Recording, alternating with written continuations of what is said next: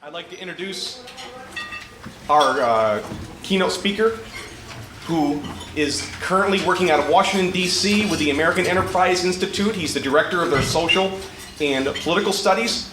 Wrote many books. We could have a half hour of accolades and recognitions, but please welcome Michael Novak.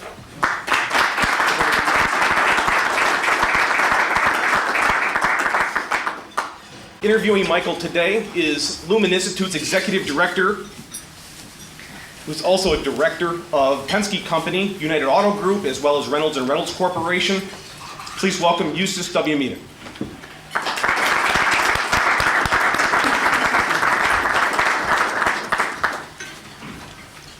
Welcome to you both, and enjoy. And let me just say it's an honor and a privilege to be with Michael today.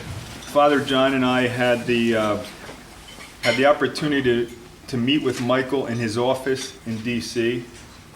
And when you go in there, you can see that there's certainly a lot of brain power, and certainly people from all over the world coming and going. And the first thing that it showed me is that Michael is a very humble man. And that's always one of the great lessons and a great tenet of Lumen. So we appreciate Michael, a man who lives out his example and doesn't have to talk about it. In addition, I had the opportunity to read one of Michael's many books, The Fire of Invention. I recommend that highly to everyone here. It was a tremendous, tremendous read. And if we have time, Michael, I'll take some quotes from there today as well.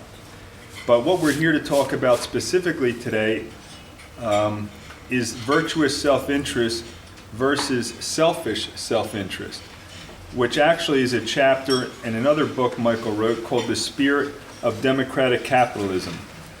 Now that's a bit of a tongue twister, so for purposes of ease and speed today, heretofore we'll refer to that as DC. Okay?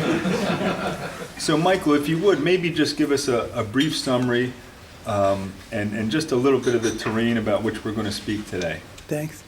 Let me put you all at ease, if I may, about the necktie color. I looked all over for an orange tie, but anybody from Ireland, I don't want to take misapprehensions from that. It's to celebrate the Ukrainian democracy. I was so excited about that terrific victory there in the last couple of weeks that I just had to do something. It took 4 stores till I found an orange tie, and this is the best I could do. I've been wearing it for 10 days now, so. It's wearing well. The other thing I want to put you at ease about is my father-in-law is now dead, but a good man, a good friend. He was a lawyer in a small town in Iowa, and he really wanted his daughter to marry a lawyer and take over the practice. And he was so disappointed when we began dating. I was studying the history and philosophy of religion at a place he didn't have much regard for, Harvard. And I could just see him wondering how on earth was she going to live in the future, and how far was his estate going to go in keeping us going. He used to refer to me as my son-in-law, the celestial physicist. And I will say that he, by the end of his life, we became good friends, but I think he thought in the end that it was probably all right for his daughter to marry a metaphysician, but a well-ordered universe ought not to have too many of them. I think that was his view. So he would be the last man in the world, the most surprised man in the world, to learn that Father asked me to come and say practical things to you. He couldn't imagine anybody want to learn anything practical from his son-in-law. But anyway, I'll do my best. I want to say a little bit about my field, as you can see, is theology and philosophy. But I've always been interested in its bearing on politics and economics.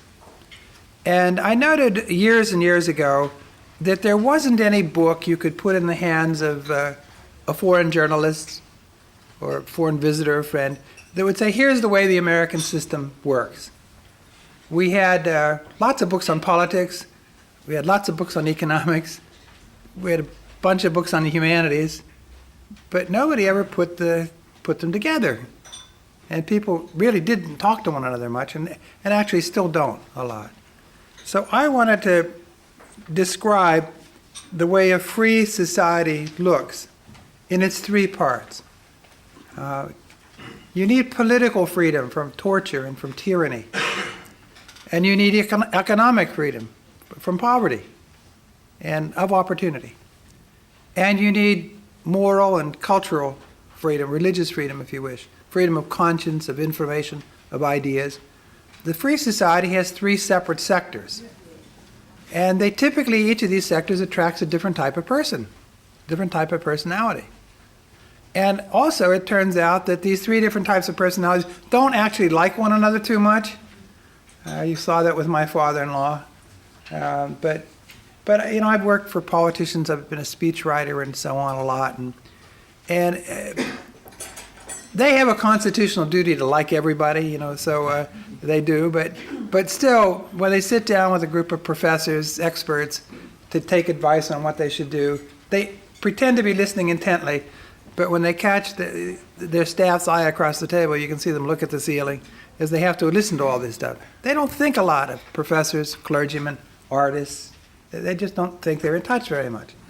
And of course, businessmen know how important politics is. Especially nowadays, there's not a lot you can do in life unless you first talk to a lawyer. The United States grew so fast. We were 4 million people at the founding, and we had more business corporations even at the founding, by 1800. We had more business corporations in the United States than in all of Britain, all of France, probably the entire world combined. Of course, the secret to that was there were so many fewer lawyers. I mean, nobody knew what you couldn't do. You could start a corporation without going to a lawyer. You just, you had a right to an association, and you registered it, but the government didn't, it wasn't from the government, it was from you. And that's unique. Well, businessmen typically can't understand how politicians act the way they do. The point I drew from all this is that's the way it's supposed to be. That's why we have on our coins and our mottos, "In God we trust," whose underlying meaning is nobody else. The three different elites distrust one another, and they ought to. They ought to keep an eye on one another. And that's what keeps the system fairly honest. So the second point, big point that I want to make is that hardly anybody intellectually in the world of art or anything like that defends business. It's that part of the system, the economic part of the system, that is the least appreciated and the most put down. If you think of English novels or plays, there's hardly a one. You can go from William Blake's dark satanic mills and then try to find a portrait of an admirable business or businessman or a hero or a figure. You just don't find it. On the contrary, people look down on business. And even young people going to business school often say in self-defense, or they're asked what they're going to do, they say, well, I'm going to want to make a buck. As distinct from their brothers and sisters who are going on in other fields, are going to be doctors or lawyers or one of the other vocations with a lot of esteem to it. They're self-deprecating. You say, you're a prince of a man, or you're a princess. That's a compliment. But why on earth? When you think of the princes and princesses in the history of Britain, they seem to have spent most of their time murdering one another or locking one another up in the tower. They produced nothing. But if somebody says to you, but you have bourgeois tastes, you may not be sure what that is, but you know it's not good. And again, you ask yourself, why? Why? Who are the bourgeoisie? The bourgeoisie are all those people who live in their own homes, who are neither nobles nor serfs, who made their way by wit. They made the cutlery or the tablecloths, or the best cheeses in France, or the best millinery. The best everything, the most beautiful everything was made by the bourgeoisie. So what are you saying you have bad taste, you have bourgeois taste? That's the best taste in the world. It's all people in business who do these elegant things. And they the aristocrats, to be sure, often patronized the artists, paid for things, but they didn't make anything themselves. And those they patronized were themselves artists of enough quality to establish their own ateliers or workshops or whatever. So what I'm trying to say is there's a systematic bias in all of English literature, all of our culture, toward the aristocracy and away from business. And the last point I want to make by way of introduction to bring us to the subject that you wanted to quiz me on is, in my judgment, business is the single most important, most strategically central vocation for the sake of the poor in the world over the next 20 to 30 years. If you look at Latin America alone, there are over 100 million youngsters under the age of 16. That's not a projection. They are already born. And there are, I don't have the exact most recent figures, but 50 to 80 million people unemployed or underemployed in Latin America as it is. Well, where are these 100 million going to find jobs as they turn 17 and 18? They're not going to find them in agriculture. There were fewer people working in agriculture now than before. They're fleeing to the cities. They're not going to find them in big factories. There aren't many. They're going to be found in small businesses or nowhere. Latin America needs 10 to 15 million new small businesses, hiring 7, 8, 9 people each. There are all sorts of things they don't now make for themselves that they ought to be making and that they will be making. And incidentally, by the way, a lot of small businesses are starting in Latin America, and a preponderance of them, or a disproportionate number of them, by women. Entrepreneurship is something that women do very well, and in many cultures much better than men, who are thinking of themselves as laborers, but not as entrepreneurs. But in any case, it's the growth of small businesses, the single best indicator of when a country is going to succeed as a democracy and when it's going to succeed in pulling people out of poverty. By giving them an income, by hiring people and giving them an income in which they gain a certain independence from the state. They can live by their own work and they don't depend on the state. That's the beginning of democracy. My heart leapt in Eastern Europe after 1989 when I learned in the first 6 months after the wall came down, after they started their own democracy, they created 500,000 new small businesses in Poland in 6 months. And in the next 6 months, another 500,000. I knew Poland was on the way. Whatever the macro figures looked like, the groundwork was there. And the soul of capitalism is enterprise. It's wit. The word, I love the word because it comes from the word kaput, head. What's the source? What is capitalism? Capitalism is the mind-based system. It's a system based around human intellect. That's what patents and copyrights are. Almost every corporation in America is based on a patent or a copyright, a new discovery, or at least a new way of doing business, or a new business or a new service that nobody ever provided before. It's always the invention that is the source of the wealth. And that's a resource that's not going to run out. That's a constantly renewable resource. And in fact, when old resources run out, you start inventing new ones. And that's the source of dynamism in the system.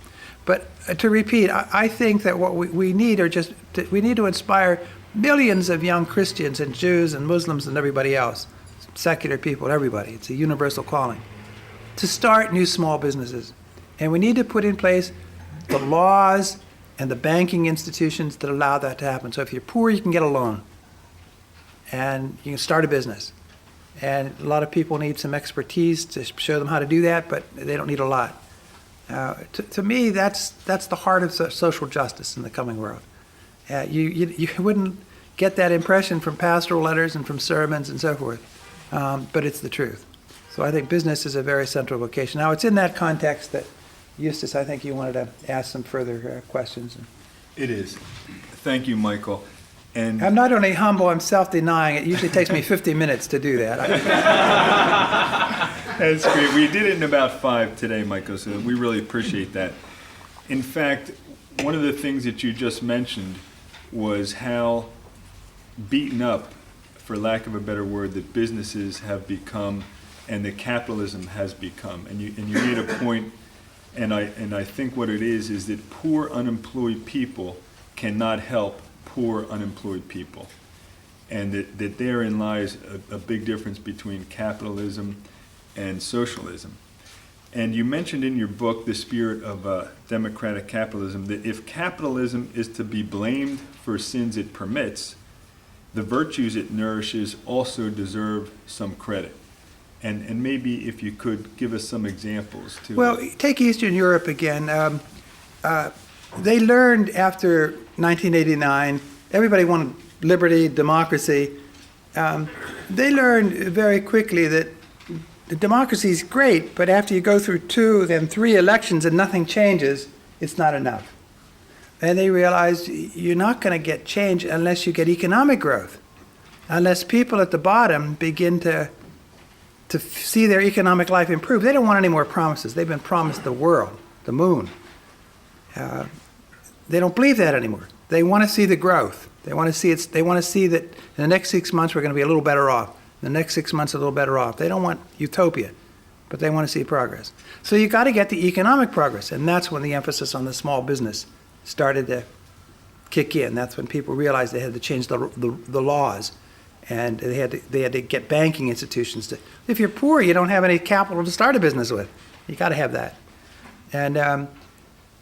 But then they discovered something else. So even suppose the Zame passes a law, the Parliament passes a law that private property, banking, profits, your own checking accounts, all this is new in a socialist world. These used to be crimes, capital crimes in the socialist world. Now it's permissible. But now you have to have people with the wit to see what to do, with the perseverance to carry it through from morning to night, day after day, and to stick at it and to work long hours, with the willingness to risk what little capital they have when they might lose everything. And you have to have people with the gumption to look around and see what needs to be done and start doing it and take responsibility for it. You need initiative.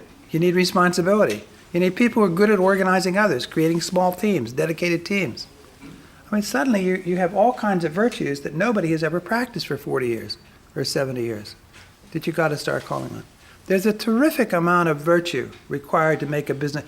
Even a rotten, corrupt business takes a lot of virtue to pull off it. In other words, there are 2 standards of judgment here. One is judging the whole thing. Is the whole thing moral and good? But even before you get there, is it a good business? There are some really shoddy businesses, but they're run by very dedicated people. In other words, you have to have that kind of dedication and a whole group of virtues, talents, positive goods, even to make a corrupt business. I hope you're able to follow me. I'm not encouraging it. I'm just saying let's take off the table what we can get, and then when you want to make it a good business, there are further criteria you have to meet. But just to make the business go, you need people with a little wit, initiative, a stick-to-itiveness, a sense of responsibility, ability to motivate others. You need a lot of good human qualities to make a business work. You mentioned too in the book, Michael, that a firm committed to greed unleashes social forces that sooner or later will destroy it. And I think we've seen some examples of that, or at least come close to destroying it. Certainly in WorldCom, it did get destroyed. Tyco has moved on. Enron did get destroyed. Maybe you could give us some examples too of both. Well, the first time I noticed this was during my university years.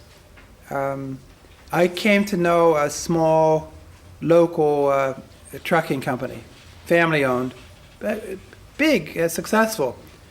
And as it happened, the trucker was quite generous and quite charitable. But he was too generous and too charitable with funds from the company. Some of that should have been it was all honest and legitimate, don't misunderstand me. But some of that should have been put aside because the trucking business was undergoing a huge change. People were building, what do they call it? Distribution centers. Trucks that only go so far on load and somebody else would pick it up and take it the rest of the way. Well, they hadn't invested in that and some of their competition did. To make a long story short, the company almost went under at the founder's death. And it really struck me. Here is a man with very good intentions and very good deeds used the company's profits well, but some of it could well have been put into the future of the company a lot better. And so here's not greed exactly. That's what really interested me. This is not an evil motivation. But it takes, to have a company live into the future, it takes a lot of forethought and a lot of investment and a lot of sacrifice. It's not going to happen unless somebody sacrifices now to do it. And that was an important lesson to me.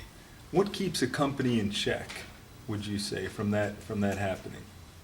Well, its own ambitions, that is, how long it wants to live. If you want to pass this on to your children, if you yourself come into an old company already 100 years old or something like that, and want to keep alive its traditions and send it off, and you're just an interim partner. And by the way, the first corporations were burial societies. And it makes sense. If you want to be taken care of, you got to do it now. This is transgenerational. It has to go on from one generation to another to make it work. So you needed a form of law which empowered transgenerational transfer of power from one board of directors, so to speak, to another. And then the monasteries were second, and then universities, and then it came to be free cities. And one organization after another got independence from the monarch. The monarch might endow it, but then it got its independence. That was charter. And here in this country, we started right off the bat doing business corporations. They were not by charter of His Majesty. They were just companies. And so if you want your company to live, that's a check on you. Your competition is a check on you. The world of journalism is a check on you. The politicians are a check on you. We trust God, but we don't trust you. So we're checking everybody but God. Yeah, the American system is built on the notion that everybody sometimes sins. So against everybody there has to be a sentinel. And nobody can have too much power. To every power there has to be a check. And that allows everybody to be as resourceful, as much will to power as you can muster. And at the same time, there are other people to make sure you don't grab too much, grab it illicitly. And it releases, that's why it releases so much energy. We're not afraid of the will to power. We like SOBs who really go out there and do things. But we keep an eye on them too. And they're a menace too, a potential menace too. And so you try to get the best of both worlds. It's a profound vision of sin. Augustine, I think, St. Augustine is the greatest, most influential figure on the American founding. They were Protestants, but of all the church fathers, Augustine is the one they paid most attention to, and they loved Augustine's doctrine of sin, because that fitted best with the spirit of the Protestant Reformation. And why did they, Michael? Why did they pay attention to St. Augustine? Well, the general Protestant impulse, in a word, is that we are saved by faith, by grace, completely by grace. And of course, there's truth in that. I mean, that's right. But it depends on how you understand it. And the Catholic understanding of it is that we also have to meet our responsibilities in that. I mean, grace partly works through us, and we have to allow that grace to operate in us. And we have to put on Jesus Christ, as St. Paul says, and allow His actions to shape. He can't do what He does in our location. We have to do it for Him, and we have to allow His way of thinking, His way of doing things, His way of seeing to fill us more and more. And that requires cooperation on our part, energy on our part, forethought on our part, practice, exercise on our part to begin to do that. And I'm exaggerating some to be simple, but the Protestant spirit is to minimize the human effort and maximize the grace of God. So they liked Augustine's emphasis on sin, showing our need to turn to God, to get down on your knees and turn to God. And that leads us into another question, Michael. Why does self-interest in democratic capitalist thought have an inferior reputation, at least among the moralists? Well, it always, you see, I said always, but that's not quite right. There came to be a dimension of Christian thought. How can I put this very simply? In Christian thought tended by the 3rd or 4th century already to hear a demand to be perfect as God is perfect, and to tend toward the perfectionist. Now, the only philosophical way of expressing this was through the language of Plato. I don't know how this I should go into, but the two great ancient philosophers that Christianity made use of were Plato and Aristotle. And Plato is the one who, in a painting of Raphael, was pointing toward heaven. There's Plato and Aristotle. Beside Jesus, I think. I can't remember who the central figure is, but Plato is pointing toward heaven, and Aristotle is pointing toward earth. And it sort of represents the two spirits. And Thomas Aquinas in the 13th century is the one who decisively said Aristotle gives us the best understanding of Christianity. Christianity works through humble things.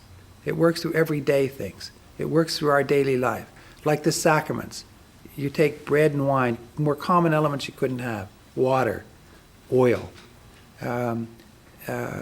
Grace comes through things like that. And Aristotle better expresses this.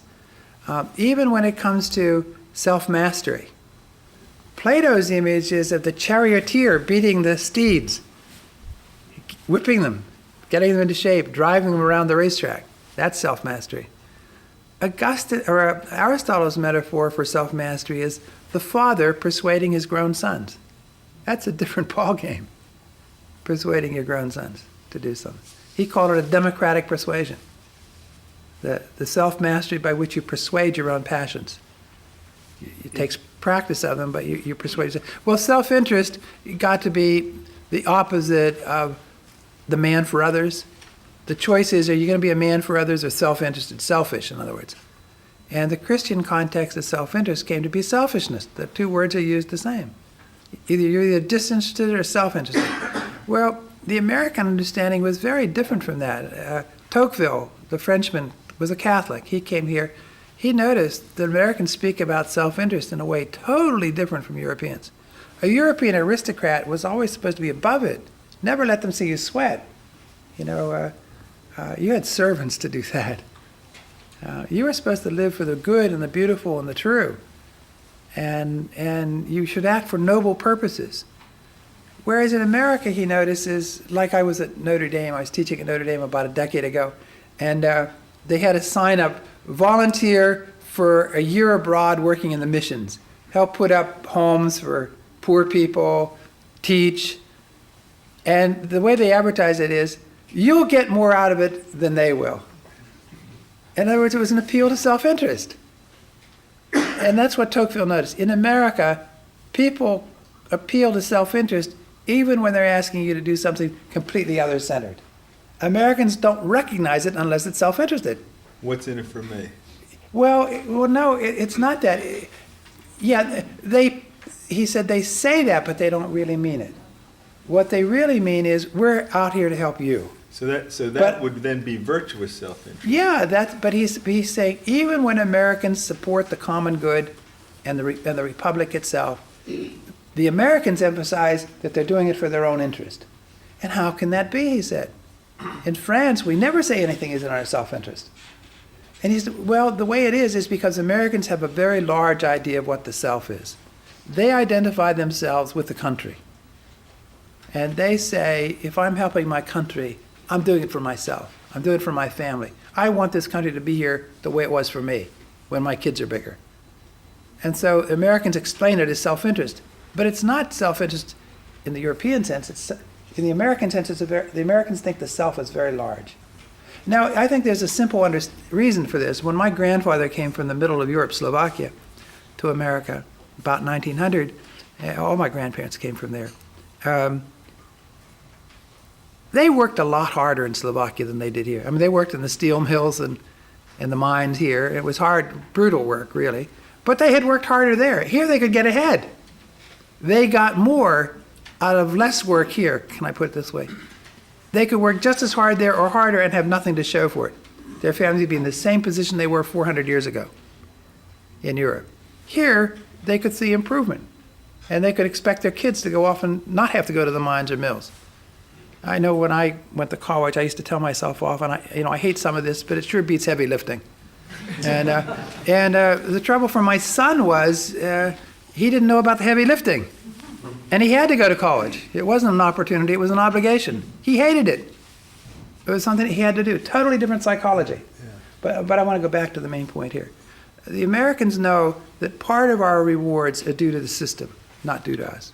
We could live somewhere else and get nowhere, absolutely nowhere, even go backwards. Work just as hard, be just as smart, just as clever, but the system would defeat us. And so we know that part of what we get is due to the system. Therefore, typically, Americans want to do something to help the system. They want to give something back. But they will always explain it. It's a quirk of Americans that, why do you do this? You're a generous guy. No, I'm not generous. I just consider it as an investment in my family. It's a part of what I have to do. That's a great point, Michael. In fact, in your other book, The Fire of Invention, you mentioned on a percentage basis that Americans valued freedom above the state taking care of them economically, whereas nations in Europe and the like valued the state taking care of them economically more than they did their freedom, if I remember that correctly. Well, that's almost exactly right. There are lots of polling in Europe, and many of you will have seen it if you follow this sort of thing, some of it by companies. Europeans, by and large, by heavier percentages, prefer security to liberty. And they prefer security, and they prefer equality to liberty. They would rather everybody have the same than have liberty, and some have more and some have less. And they prefer security to have it. And Americans, far and away, prefer risk. They would rather have some risk, even if they were going to end up worse off, as long as they had a fair chance to get the come reward. To get the reward. Yeah. They'd much rather have inequality. Inequality is more natural. Now, I always say, if you're going to complain about inequality, the most significant inequality in my mind is how many books a person has in his house. That's one of the greatest inequalities in the United States. There are people without a single book in the house, or one, maybe a Bible or something like that. Why is that? Why is that, Michael? Because some families and some traditions don't value books. Yeah. And some can't live without books. My father's first purchase when he was making $18 a week was the Harvard Classics. Mm. It was the first thing he wanted to build a family on. And that's a quirk. His brothers aren't like that, but he was. And now when we move, we have a moving van for books and one for the rest of the stuff. That's it. It's interesting you say that, Michael. I remember another author as quoting that anyone who he had met who had started to do well or had done well economically had a library in their house. And if you don't have a library in your house, it also might be a reflection. By the way, it doesn't have to be a big library, but any library that shows that that you have gone somewhere to learn is a reflection too of the later success. It's capitalism. It's the head. Yeah. It's the head. Intellectual capital, human capital is the most important form of capital. Yeah. And that's why, by the way, Germany in 1948 was totally destroyed, was producing more than it ever had before. Because most of the capital in Germany wasn't in the factories which were smashed or carried off to Russia. The ones that weren't smashed were carried to Russia. That isn't where the capital of Germany was. The capital of Germany was here. And that remained.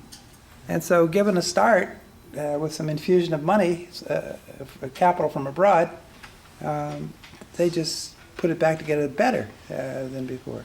But Chris is from Pittsburgh, and Andrew Carnegie, he believed he owed his start, 11 years old, to a neighbor who lent him books. And that's why Carnegie put a main part of, not a main part, but put a small part of his fortune into building libraries all across the country. In Johnstown, Pennsylvania, we have a Carnegie Library. Little Cresco, Iowa, where my wife is from, they have a Carnegie Library. They're all across the country. That and organs. He loved organ music. He put in organs in thousands of mostly Protestant churches across the country. In fact, Carnegie, I believe, invented the free library system in America, didn't he? Yeah. He just neglected to finance the operating expense in the future. No, that wasn't. That's because the card was free. Chris, honestly, that was not neglect. It was deliberate. Honest, it was. He decided that it wouldn't work as a gift. The community had to be willing to take on the responsibility of doing it. And he believed he thought philanthropy is, giving away money is even harder than earning it, is the lesson he thought he learned. And that the only way that it could possibly succeed is to give it to people who show they have the determination to make good use of it and will add to its value. So, Michael, thanks. Michael, you mentioned self-mastery a little while ago, and that is one of Lumen's core values. And controlling one's passions, one's personal drive and success.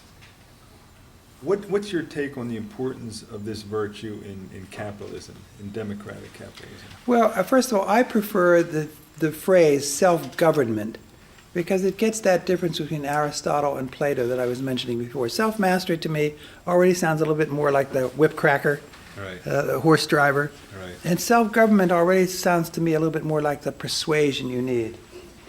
And you really can persuade your passions. You have to learn how to kid your passions and seduce them sometimes rather than overpower them. That's the way the devil works, incidentally, so we might as well do the same thing with him. But you can persuade your passions a bit sometimes. And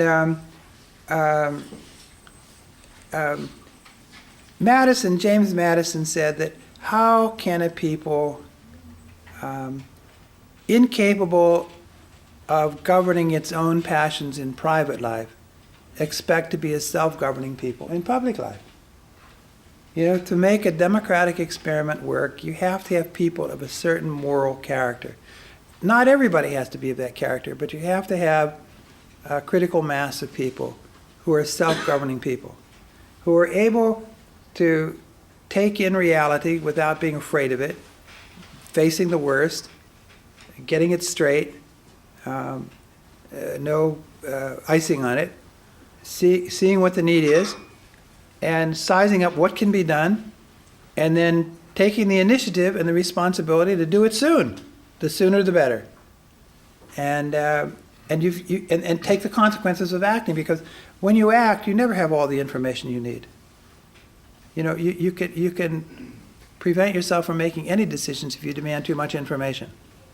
And you have to know which is enough and which is not enough. That's a hard call sometimes.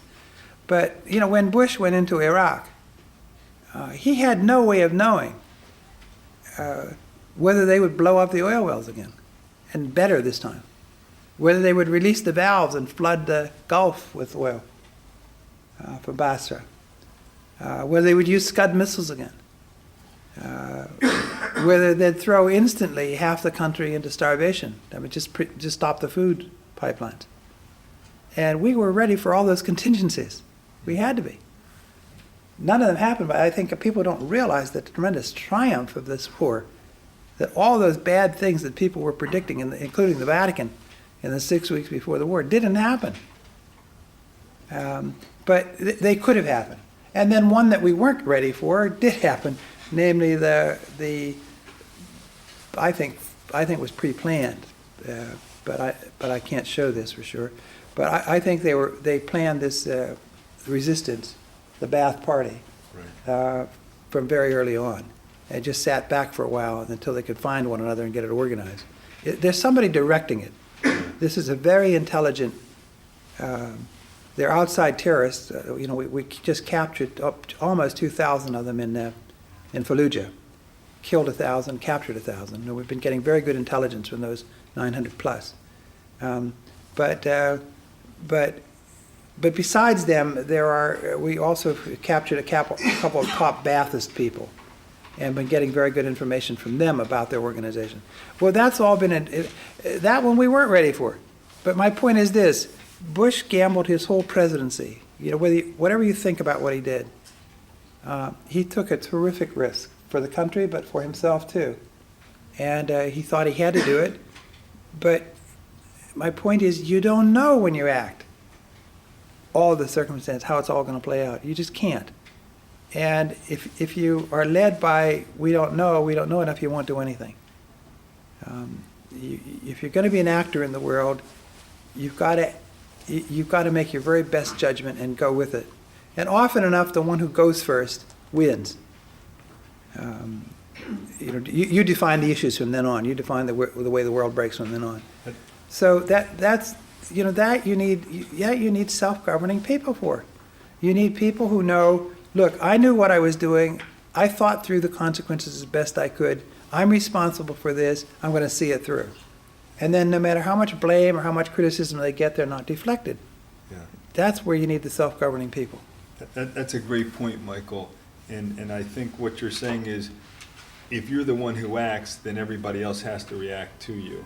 And that, on the world stage, is obviously what Bush has done, and it also rings true in businesses. I have a cousin here in New York who became president of an advertising firm. And I used to say to him, gee, and I said, how on earth did you do that? We grew up, in the same streets and so forth. And I said, how do you have the nerve? And he says, well, look, I just discovered at a certain point when you go into a creative meeting, somebody's got to start the ball rolling. And then everybody knocks it down. And he says, if you're not afraid to start the ball rolling, he said, you only have to be right more than 50%. Or in fact, only more than the other guy.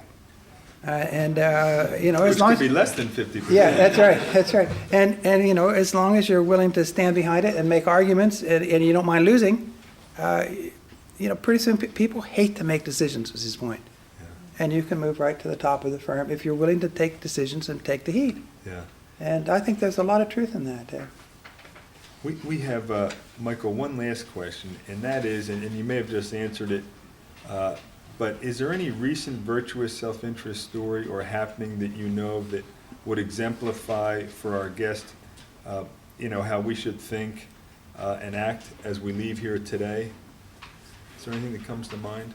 Well, I just offered you one a thing I really admire in President Bush. If you go back to 2 years ago, I guess it is, we were debating the war and what to do. And there was lots of negatives on the table. I don't think anything wasn't thought of in advance by somebody. And but an executive has to make the decision. I like that in him a lot. But I'll tell you another one. I just read the other day in the paper, or I saw it on TV, a doctor, I don't remember which city, was so struck by the faces of people in Indonesia under this tsunami. He made plans to leave the next day, put stuff in his suitcase, and went. He didn't want to have second thoughts. He didn't want to do it 3 days so he could be talked out of it. He just felt, this is what I'm here for. I got to go, and I'm going to do this before anybody can talk me out of it. Beautiful. And he did it. Now people have other response. I'm not saying this is the only way to behave, but I got to say, I got to say that my hat is off to him. That's not for everybody, but for a doctor, particularly, it's an awfully. Maybe he was just trying to get away from insurance. I don't know what. But Creditors. Yeah, I don't know, or not creditors, but just from being sued. He just wanted to go somewhere where they wouldn't sue him. I'm not going to go into his motives. But often enough, I don't like to look at people's motives. I like to look at what they do. I'll let God worry about the motives. Like once I was in an argument with somebody about if a mother rushes into a flaming house to save her baby, it's not altruism, it's self-interest. I find that a fruitless argument.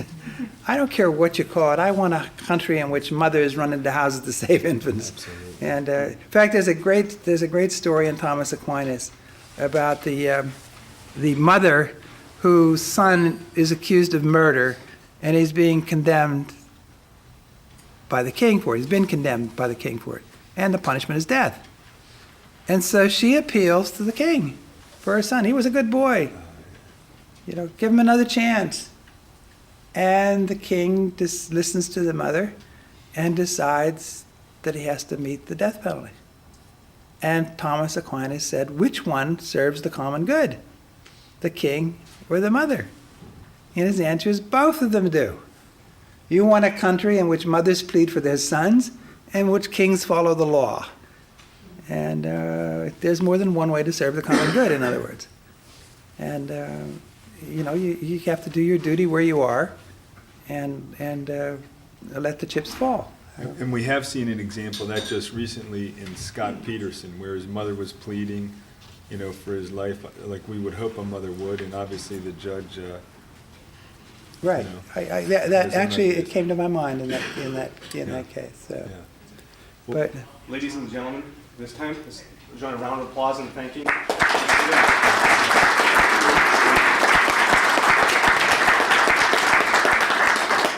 I'd ask you to stay right here while Father John Connor comes forward as our chaplain to lead us in our takeaway session.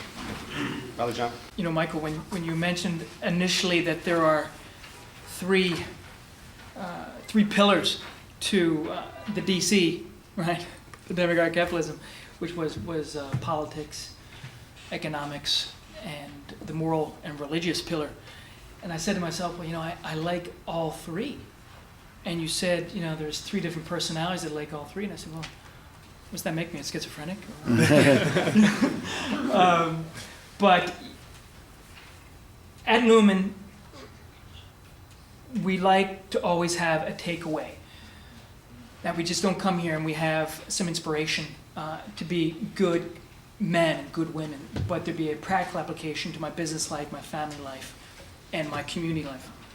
And I think regarding virtuous self-interest, what comes to mind to me through the gospel is when our Lord offers us the golden rule. And the golden rule isn't whoever has the gold rules. The golden rule is do unto others as you would have them do unto yourself. Right? So this pursuit of others' interest, this pursuit of the common good, essentially, what we're saying, in that when I make decisions, that they be for the common good, not just for myself, but for all those involved. And that is, in the application of that is extremely difficult in business, and all of you know it. Is there a uniform answer for every situation? No, there isn't. But the key, I think, how do we achieve higher success rate in executing those decisions that they be for the common good and not just for myself? That I maintain my personal pursuit of interest, that I have it managed well. And my friends, I like to call the soul the CEO of the human person. The soul is the CEO of our body, of our actions, of our thoughts, our desires. And when the soul's in tune, we manage the humanness, meaning the passions. We manage it much better. So in nurturing the CEO of our body, what do we need to do? We need to strengthen our character. Deepen ourselves in our faith, right? We'll produce the more effective leader. And I think one virtue that really brings it all together here is this virtue of self-mastery, which is one of the core values. And the image I have is a king who stands over his kingdom from 100,000 feet, right? Sees it from 100,000 feet, and he knows he has the right men in each position, right? He's not doing everything himself. He's controlling his person's interest, but every action is for the common good of each individual, right?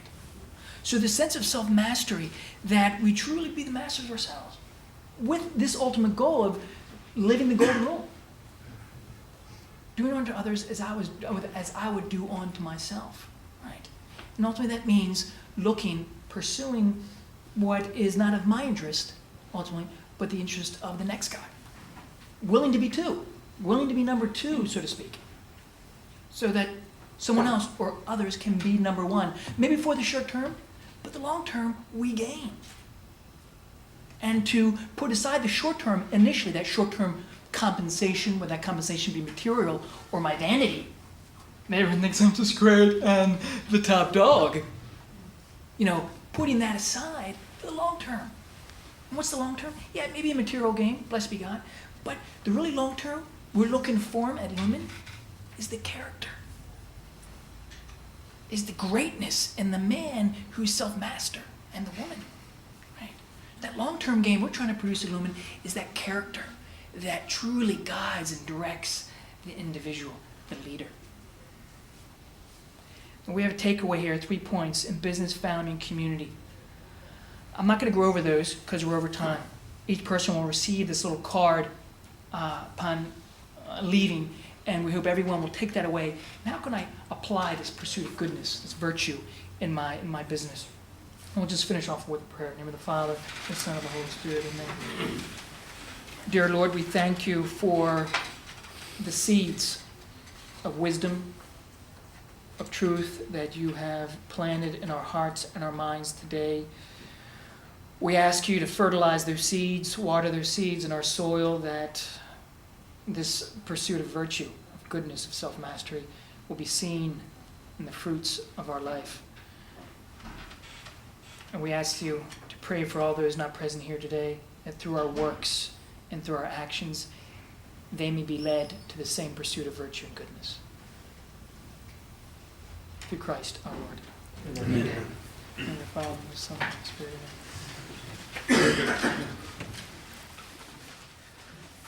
Again, thank you for all of you for coming, and a special again thanks to Michael Thanks. for coming, and for Yusuf Smita for helping direct the interview.